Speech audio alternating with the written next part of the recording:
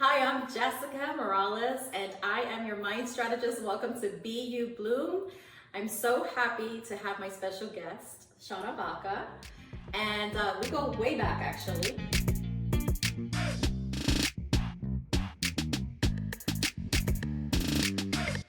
You honestly, you just come across as so, you're very confident, you know what you want, you know how to get people moving, on a set. We met, in the industry and, really getting people to perform their best on sets and getting the best out of people. I would have never known what your story was before that. So that's what I mean. Like when somebody transforms, I didn't have that knowledge beforehand.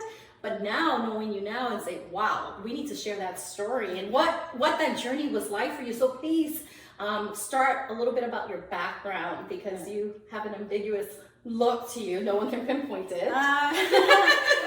Well, it's funny you say that, like how you describe me. Yes. It's like how other people see you through their own lenses. I mean, I would say I'm just good at telling people what to do, and delegating tasks. And I think that comes from having a strong indigenous Chicana background and being raised by very strong women. I was born in East Los Angeles, and I was raised by my indigenous Chicana mom. My dad died, he's Spanish, and he died when I was 7.5 months old. So, it was a long, hard road of being raised by a single mom, and then having a grandmother who, was a riveter at Lockheed during World War II. And, she was a business owner and owned several houses, and she was the first indigenous Latina cop in LAPD in the 1950s. So it's like, again, you're kind of in a culture where you're grown and raised by these strong women that even if you didn't have any confidence, you just get used to like telling people what to do. This is how it's going to be, and this is what we're going to do, and you're going to like it, and this, so. But it turns out good, Shawna, when you tell people what to do, and it would turn out good. When I was 21, I had developed a panic disorder that turned into agoraphobia. And agoraphobia is fear of the marketplace. So as an example, let's say I get a panic attack at my grocery store. Well, I'm going to avoid going to my grocery store. If I then get a panic attack, let's say at my church, then I'm going to avoid going to church. If I get a panic attack at my friend's house, I'm not going to go there. And it basically just deduces until you're basically left home by yourself. And you isolate. So I didn't leave my house for over a year, and then except for to go to the therapist, which I had to be driven to because I couldn't drive. I was going through depression at that time. I was, by that time I probably had become like an alcoholic. Like, by the time before I turned 21, I was an alcoholic, and I was using that as an escapism and as a coping mechanism because of some unresolved childhood traumas that I was dealing with. And I wasn't even dealing with it on a conscious level. It was completely subconscious. So it wasn't like, oh yeah, I was in a car wreck, so this is why like my shoulder hurts. It's like I wasn't able to go, oh, I'm feeling so low in myself. I have no self-esteem. I have no sense of self-worth. And I wasn't even really that consciously aware that that was the problem. I just knew that I was in a lot of pain. I wasn't feeling good. Like I was down on myself. What was your day like to experience that in that darkness? What was that like? Well, before I became agoraphobic, or when I was when you were agoraphobic? Well, I didn't want to live. I kind of started to get a lot of suicidal thoughts, and I know that this is a sensitive topic, but very early on, I had a psychiatrist put me on Prozac because after 15 minutes of speaking to me, she said I had a chemical imbalance in my brain caused by depression, and I was very confused by it. And I said, well, how do you know that I have a chemical imbalance in the brain caused by depression? You didn't take any blood. You didn't, hook some, EKG or whatever, brain waves like to me. You didn't take an x-ray. You didn't do anything. She said, simply by talking to you. And I said, wow, Yeah. I said, I don't feel depressed, but I don't know what depression looks like. Exactly. You know, I know what oppression looks like, but I don't know what depression looks like. So I was very confused, and it scared me because I didn't also understand the anatomy, how anatomy works and how your brain waves work and how you do produce chemicals. So I'm like, what do you mean I've got chemicals? I'm thinking, I've got comet in my brain. Like, what the hell? Like, how did I get chemicals? Like, get it out, you know, like, because I was like in a state of flight or fight like, all the time. So and that wasn't really explained to me properly. It wasn't explained in layman's terms of like what was going on with me and what I was feeling. And I'm not sure that I would have been able to really understand it at that time. Anyway. Right. But at the same time, she put me on Prozac. Well, Prozac has a side effect to it that makes you hear voices. So on top of the fact that I was already feeling low, I started hearing voices, and these voices like started to tell me to kill myself and that I wasn't good enough and that my family didn't love me and things like that, which is a common side effect. And I heard that it's even higher demographic of people that are like indigenous or like Latin, you know, as well. And that's what I heard. But then I became a girl that was on the edge of the ledge. Like I did not want to live like at that point, because who wants to live with what you're feeling crappy, you don't feel like living, you don't have a sense of purpose, and then now you're hearing voices telling you that you're not worthy, or you know your family doesn't love you and all this stuff. And so I probably would have tried to commit suicide, but it had it not been for my mother and my grandmother, who always said to me that if you take your own life, that is against the laws of God, and that I would worse. I wouldn't be in hell. I would be in purgatory for the rest of my life. So I started to like think, well, I can either spend one lifetime being miserable, right, or I could spend an eternity being miserable. So I decided to spend one lifetime, and that's really like what saved. Do you remember the moment that thought went into your brain? Was there a specific moment, or that was just something that kept coming up for you in that darkness? I think that was just something that kept coming up in that darkness. So whenever I was facing those kind of dark shadow parts of myself, or these demons, like, you know, then that was the story I kept telling those voices, like, no, you know, I made the decision that no matter how bad I was being probed, I was like terrified. I was more terrified of what my grandmother and my mother said to me. Are powerful. They'll tell you stuff like, don't do this because you're gonna, you know, and then that seed had been planted so big. And that fear was much bigger than the demons that were like trying to, you know. I'm gonna have to say hallelujah for that one. Good one, Grandma. And my mom, one day she's just like, I'm so sick of it, of these like white doctors and this Western medicine and all this stuff, and I'm like, get dressed. And I'm like, what? I'm not going outside. And she's like, get dressed, you know, and she's got this like little Mexican ceremonial dress, you know, like for me, all in white. It's like spiritual. And I go, what's that? She goes, just get in the car, you know, literally has to kidnap me. And she takes me to the Paula Indian Reservation, and I see a medicine man, and I was cured that night in a sweat lodge ceremony, which I have described and described in my book as nothing short of a modern day exorcism, really. Once you got there, what was your heart or your mind feeling, or were you feeling numb? Well, I mean, I remember the car driving up, and it was like approaching evening, and I didn't want to get out of the car. They wouldn't let me out of the car. I mean, well, they couldn't get me to get out of the car.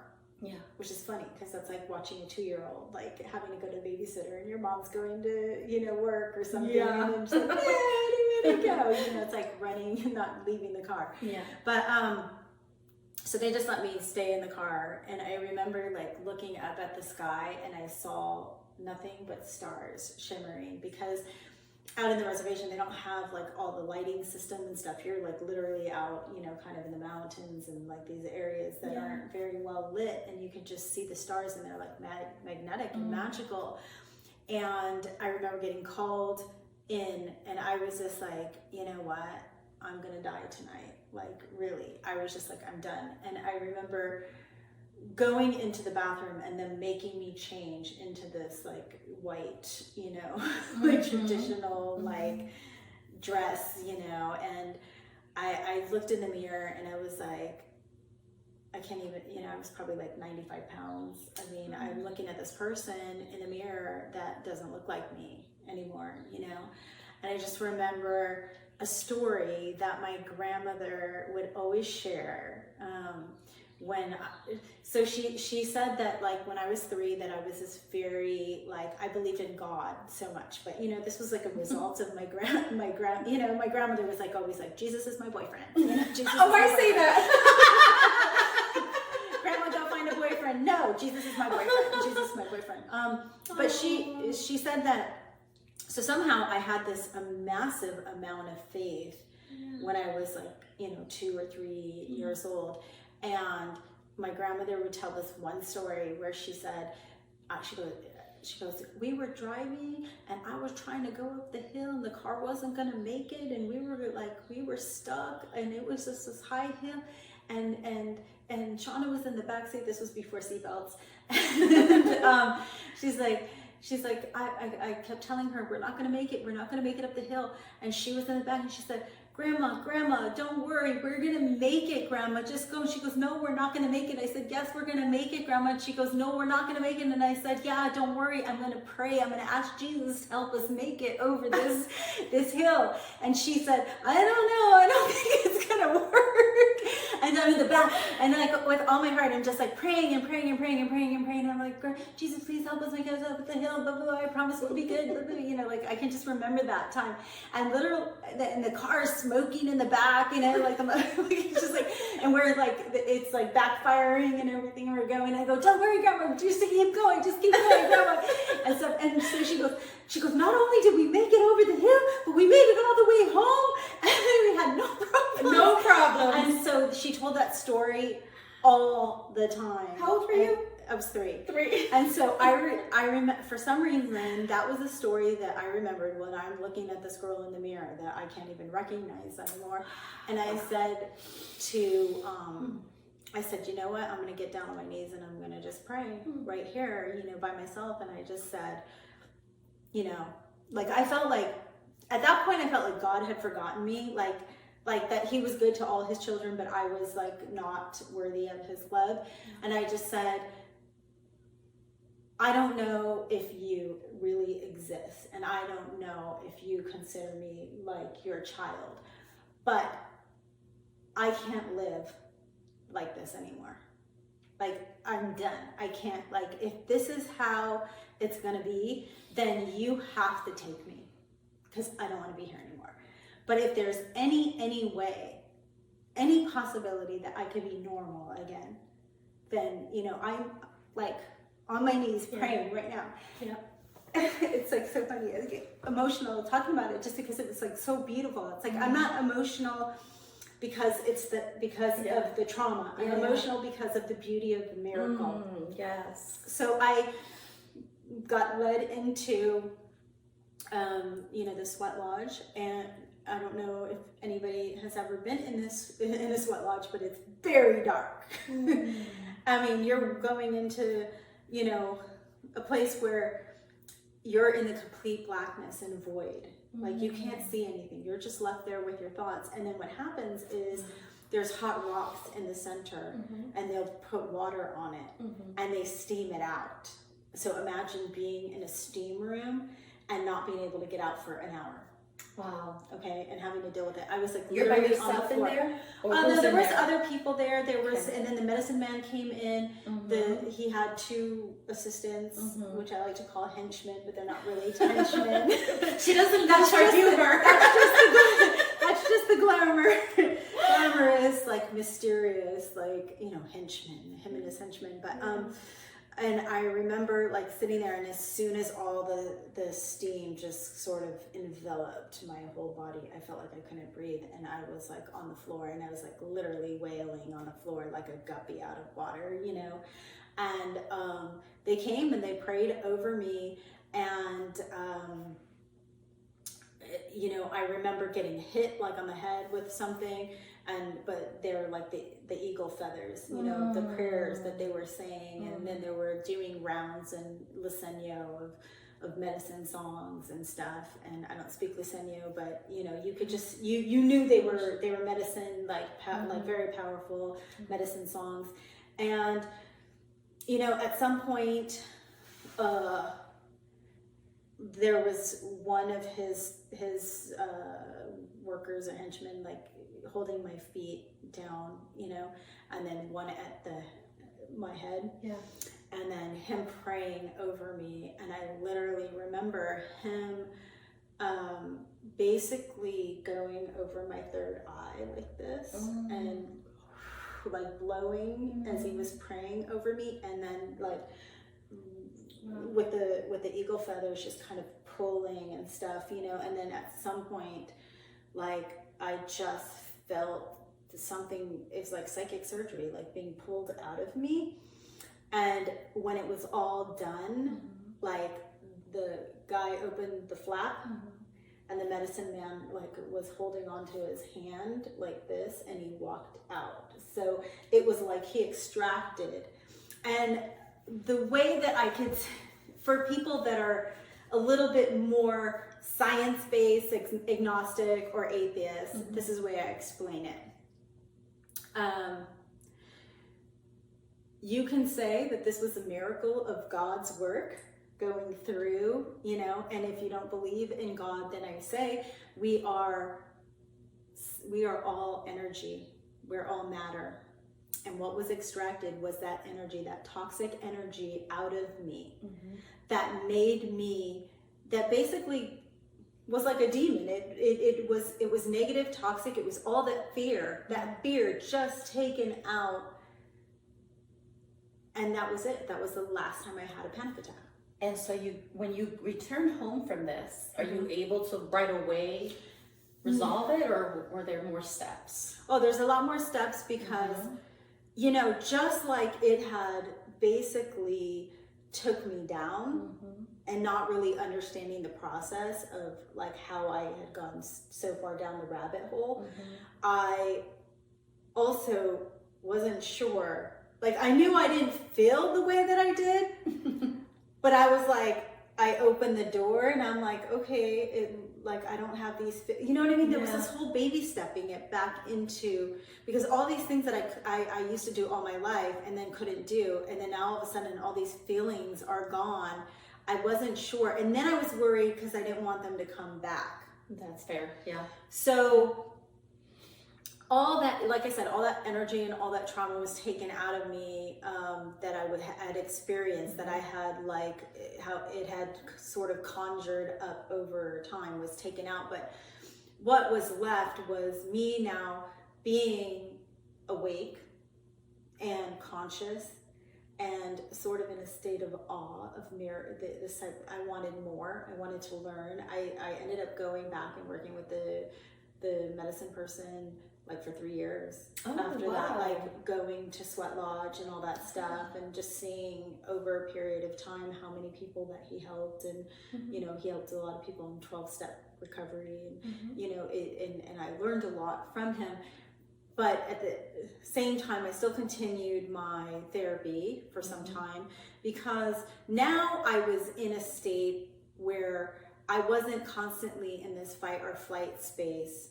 I was open now and able to go, okay, now I can do the work with the therapist. Now I can start to go, oh, this is a trigger. Oh, you know, and a lot of it was like journaling, like, I would journal like every time that I would have, you know, these sort of thoughts or feelings and stuff. And I had been doing it the whole time.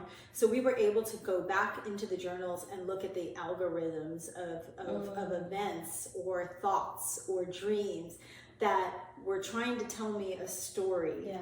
And that story was a story that had triggered and traumatized me, that I had not dealt with, that it was an underlying emotional issue that I had not processed yet.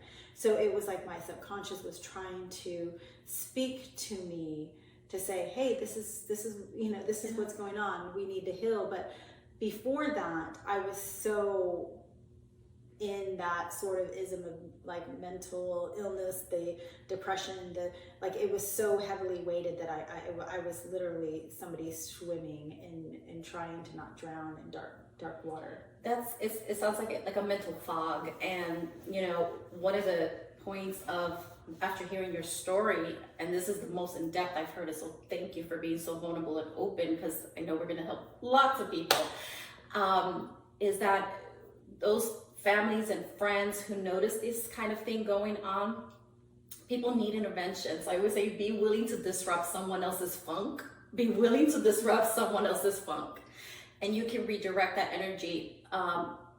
It's hard when your mind is your brain is incapacitated and it cannot pull yourself out of it. But your beautiful abuelita and what she had seeded in you was strong enough to keep you not from making that final, decision, right, that we can't come back from. So there was that external person, mom then comes in, pulls you out. Then you go through this process, right, and you go from subconscious, just automatic pilot, fight or flight, right? This is a trend that happens in different types from traumas to so many different types of things that you might be wrestling with. But you went from subconscious through the process to awareness. She's consciously aware, and through their therapy sessions and journaling, taking it out of the physical body, putting it onto the page. You see, there's a science behind this, looking at the algorithms, looking for patterning, right? Becoming curious about what is happening and what is my subconscious trying to tell me. And then the subconscious comes up in the dreams, because you're not protecting your ego, your critical mind isn't protecting you. So oftentimes the subconscious comes up in the dreams trying to tell you something. And then now, where are you with that? Like, how aware are you? If something were to come up, or triggers or anything, we're still human beings. Things can happen, but where are you today? Well, it's interesting because when I decided to write my book, the final step, well, there was a couple processes. Like, after I lost my grandmother and I lost one of my best friends, I went through a traumatic period. And it's a period where you sit and you go, okay, I'm in this grieving space. I'm in this darkness again. And which offset all my earlier triggers of losing my father and stepfathers, and having this great sense of loss, and then just trying to look at it from a different lens and saying, well, what is my purpose? Is my purpose to really be a filmmaker, or why did I come here? And all of the people that I love are on the other side, and I'm over here, and why am I still here? And I went through this whole phase. And then I was like, well, I know that life is short and I don't want to have any regrets. So I decided that I was going to take time off from filmmaking and go back to school to get my degree, because when I was 21 and suffering, I didn't go to college. I didn't finish college. So while everybody was off going to college and finishing, and then, getting out in the workforce and meeting the loves of their lives and creating families and buying houses, I was dealing with, my greatest challenge of really putting myself back together. But so Shawna, with the part with the when you resolved through the medicine man, your best friend passing was how after, in terms of timeline, are you taking us from that moment? Oh, okay. So that was probably about 18 years later. Wow. Yeah. Okay. So I had become a filmmaker. I was really kind of on the rise of filmmaking. I was getting hired. I was making a living as a filmmaker at that point. And you were on a show too, right? Is it Spielberg? Yes, I was selected for the Steven Spielberg, Mark Burnett reality show for filmmakers, and that is what really sparked me getting hired professionally by corporate companies and shooting commercials and web commercials and new media projects and stuff.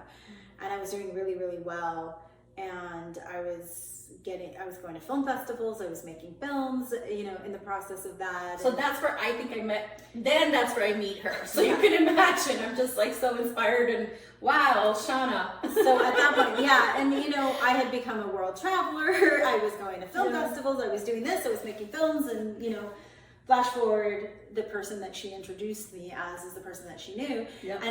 And she never knew anything about who I was, in my younger years.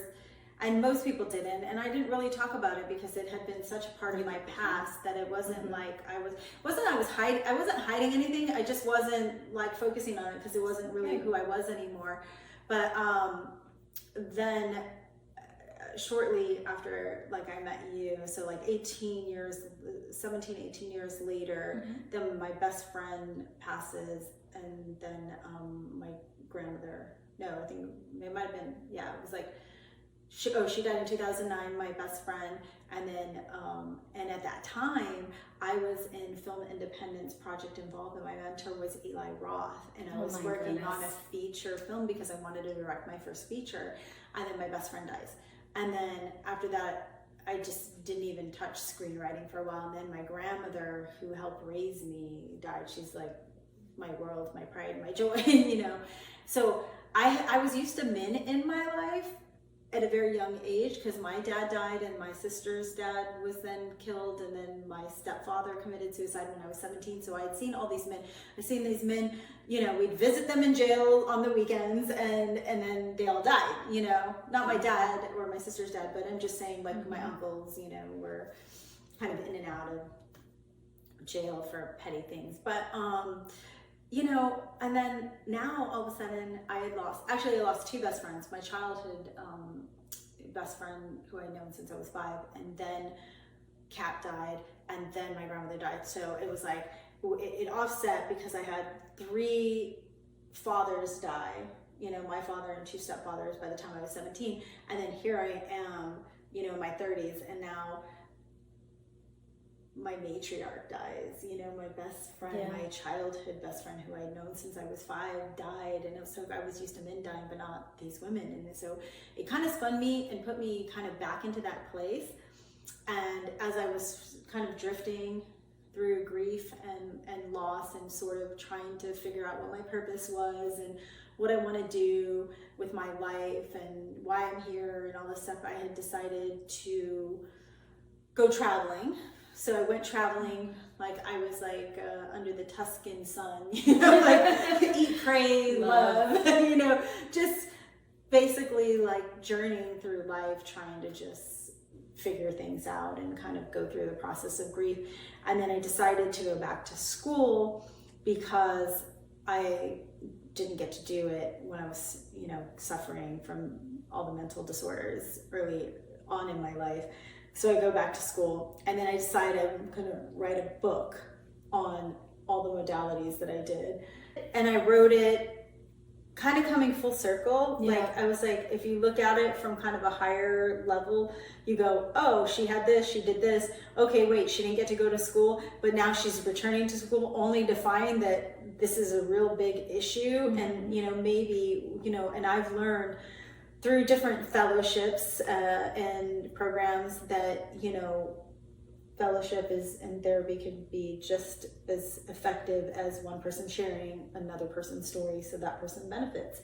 Absolutely. So I felt like, okay, I don't know if anybody's going to read my book. I don't know if anybody really cares about my book, but if it saves one person from committing suicide or helping them, give them the tools, like it's not a self-help book. It's more of me writing about my different lessons in life with all the therapists, healers, alternative medicine people, you know, that I worked with. So it's a role reversal of like a typical therapist might write a book and give case studies. It's like my own case studies of all the people that I worked with that helped me. Now we fast forward to Shawna today.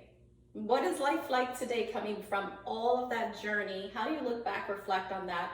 And if you face something difficult today, in today's world, today's day and age, how do you approach that difficulty now that's different than in the past?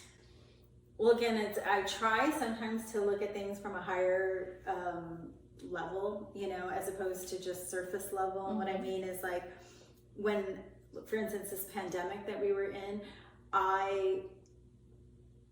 you know, when everybody was sequestering and going through mental health issues and like, you know, this gloom and doom of what the world, you know, we're like afraid to go outside because there's a virus. You're like, it sounds like a movie. No, I am. I had an epiphany where I was like, oh, now I get it. I lived like this for over a year of my life. I know how to survive. I know how to thrive. I know how to be in this space and use this space for the good of it and write it out. Do you know? And that was like me coming full circle of understanding that, you know, when they say everything happens for a reason, and sometimes you go through these things because you need to go through these things because it's going to take you over here. And I was like, oh, all the tools that I learned, all the things that I learned, I can apply now. Don't waste your pain. Right. I'm like much more calmer about stuff. I don't worry about things because at the end of the day, I just know that I'm going to be okay. No matter what happens, I'm going to be okay. Yeah. You know, and that I have the power within me to create the life that I want to be in, to create that state of mind, you know, to be that happy person. And for me, it's like happiness is not about the big things, it's about the small things. Yeah. It's about the moments. And when you're living in the moment, you're living in the present.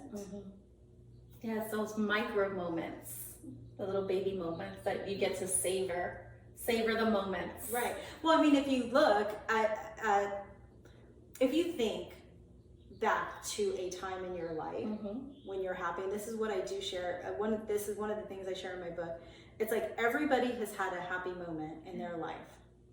Everybody. Yeah. Like, even no matter how bad, you might have had that one day, that one person gave you attention, whether it was your teacher, you know, who told you that you were smart. It could be anything you want. Or it was your grandma or grandfather taking you on that fishing trip, you know, or your mom and you know, going on this cruise that you'd wanted to go all your life. Like, whatever that moment, you know, is, and if you savor that and you remember it and you recall that memory that's happiness. You know, that's the place, that's the feeling that you want to be in, and those are moments that you share with people that you love. Yeah. Oh, that's so beautiful. I love that. Okay, I want to get one last pearl from Shawna. So, if someone's going through that darkness right now, what would be the number one, I would say that just the number one step that they should first take? I think the biggest step is realizing that they need the help. Yeah.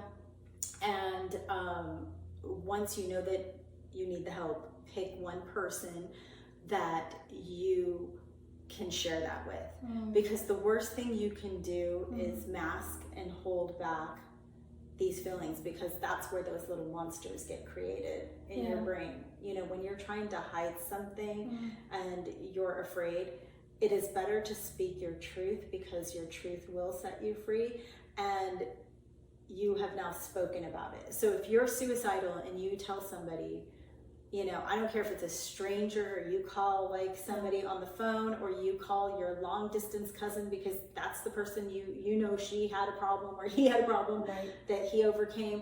Reach out, tell that person how you feel, because that's half the battle. Is just admitting and not being afraid. Like, forget the stigma. Everybody, when I wrote this book and I started telling people about the book, do you know how many people came out of the closet and was like, oh, you know what?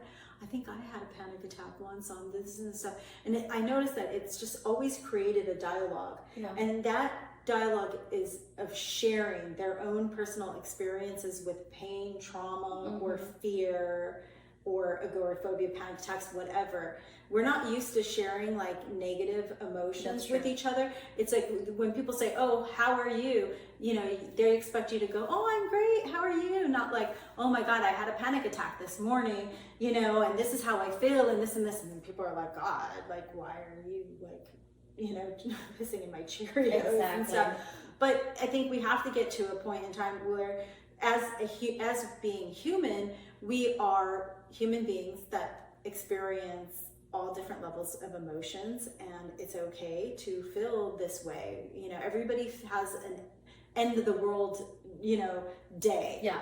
Like, On the it's edge. just part of in the process of life. And once you know that and understand that, then we're not trying to sweep things under the rug like we're this perfect person. Absolutely. We connect with people through, you know, having those connections of those feelings, those same feelings and stuff. So just knowing you're not alone is really a big step in the first step and in reaching out. Really. Yeah. Reach out to Shawna Baca. Remind them again what the book is. Fear. It's called Fearless. Where do they get it? It's Fearless: Conquering the Demons of Mental Purgatory. It's on Amazon, and I have a website. It's www.fearless-book.com, or you can go to shawnabaca.com and find all of the podcasts, everything.